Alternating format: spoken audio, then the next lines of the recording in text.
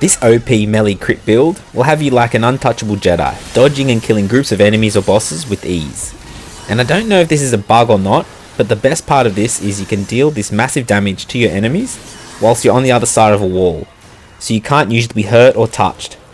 I'll show you this more shortly.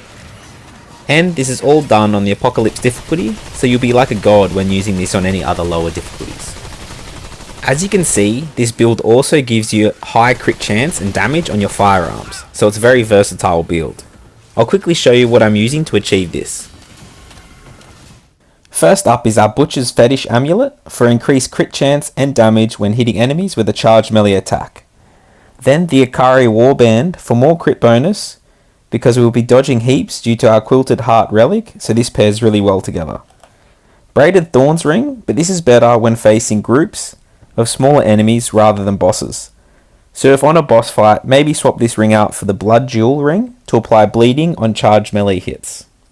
Burden of the Gambler for the weak spot disable, but crit chance and damage increases. And everyone's favourite, Probability Cord Ring.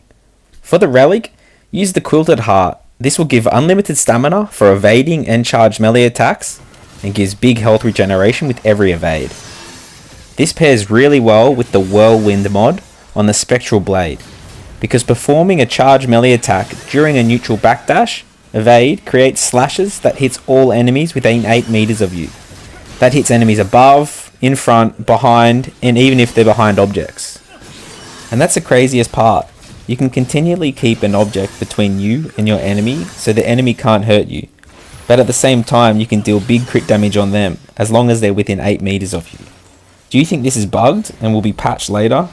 I like it, but it may be exploited, so enjoy it while it lasts. To get the most out of the melee crit build, I use the Invader with Wormhole skill and the Challenger with the Juggernaut skill. You want to use your skills as much as possible, not only for their massive damage boosts, but also to activate the Dervish Mutator, which increases melee damage by 40% when activating a skill, and at level 10, melee kills reduce skill cooldowns, so it can be very quick between skill uses.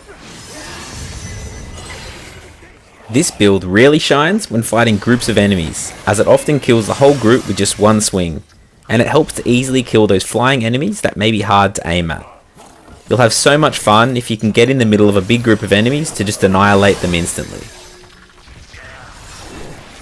Due to the high crit chance and damage in this build, it works really well with high capacity, high fire rate weapons like the Typewriter, because you'll be continually dealing crit damage. And it gets even crazier when you start using corrosive rounds and corrosive damage from weapons like the Nebula. Check out all of the yellow crit damage numbers I'm getting and how quickly I'm melting those enemy health bars down. And this is what makes it so versatile. You can deal big damage up close with melee, or if you prefer or the situation needs, you can stay back and use your favourite weapons, as sometimes enemies don't get close enough for you to deal melee damage. You can also change this build around to suit your needs as you want. If you feel you want more protection, for example, you can use the Leto armor and the steel ring instead of the braided thorns. And swap out the Quilted Heart relic for the shielded heart to give more survivability if you mistime some dodges.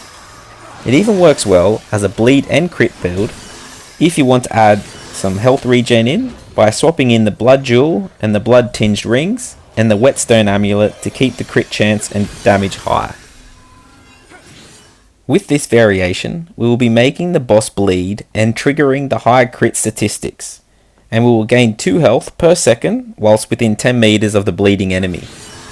You can also add the Black Cat band in for that second chance after taking a killing blow if you find it necessary. There are plenty of tanky build videos out there that allow you to take lots of damage without dying, but they feel a bit boring to me. So I wanted to create a build that is a lot of fun and very deadly when in skilled hands. Thank you for watching, and I would love to hear what you think of the build. Please hit the like button if you enjoy using it. I'm currently working on a high DPS and health regen build, so I hope to see you there.